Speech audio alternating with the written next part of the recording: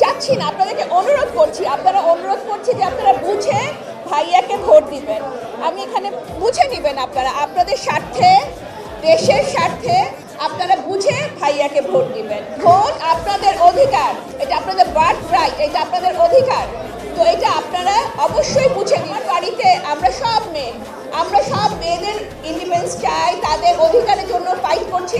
আপনারা দেখবেন ভাবি, জেইমা, আমরা সবাই মহিলাদের জন্য অলরেডি কাজ করা শুরু করেছি। মেয়ে ভাবির এক মেয়ে, তো আমরা সবাই মেয়ের অধিকার চাই, মেয়ের নিরাপত্তা চাই, মহিলাদের আপনারা চিন্তা করে ভাবনা করে ভোট দিবেন, কিন্তু আশা করব ধানের শীষে ভোট দিবেন। করব কাজ, গর্ব দেশ, সবার আগে বাংলাদেশ। তাই আসুন দেশকে সঠিক পথে গড়ে তোলার জন্য ধানের শীষে ভোট দিয়ে ভোটের অধিকার প্রতিষ্ঠা করে তারেক রহমানকে তার সুপরিকল্পিত প্ল্যান মোতাবেক দেশ গড়তে সবাই মিলে আমরা এগিয়ে আসি, যেন সে তার বাবা মায়ের অপূর্ণ কাজ পূর্ণ করে দেশকে এগিয়ে নিয়ে যেতে পারে, সেই দোয়া করি। বিসমিল্লাহির রহমানির রহিম। আসসালামু আলাইকুম ও আদাব। আমি সেলিমা ইসলাম, আপসীর নেত্রী মরহুমা বেগম খালেদা জিয়ার মেজ বোন।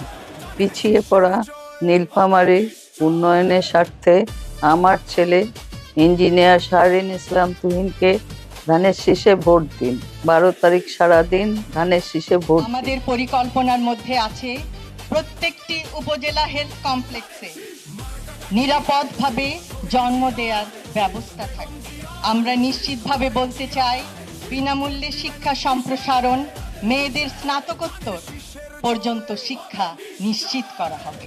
কর্মস্থলে ডে কেয়ার সেন্টার, প্রত্যেকটি মা নিশ্চিন্তে তার কর্মস্থলে কাজ করতে পারবে। পিতামাতার ভরণ পোষণ আইনের কার্যকর বাস্তবায়ন করা হবে। বাংলাদেশের 51% নারী, দেশ গঠনে তাই তাদের অংশগ্রহণ অপরিহার্য।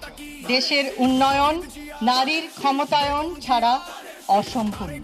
এত কিছু যে আমরা বলেছি, আমরা যদি সুযোগ না পাই, এরকম পলিটিক্যাল অ্যাক্সেস যদি না পাই, এই ফাইন্যান্সিয়াল অ্যাক্সেস যদি না পাই, এই সি-সুইট অ্যাক্সেস যদি না পাই, তখন কিন্তু মানে এই যে পলিসিস ইমপ্লিমেন্টেশন, যে আচ্ছা ঠিক আছে আমাদের দৃষ্টিভঙ্গি কি, আমরা যে পার্সপেক্টিভ দিয়ে কাজ করব, ওইগুলো কিন্তু হয় না। আপনি যে বললেন সুন্দরভাবে যে আচ্ছা ঠিক আছে, তাহলে রোড ম্যাপটা কি, এগুলো কিভাবে হবে, যদি নারীরা না থাকে পলিসি বানানোর সময়, তাহলে কিন্তু পুরোপুরি আমরা জানতে পারবো না।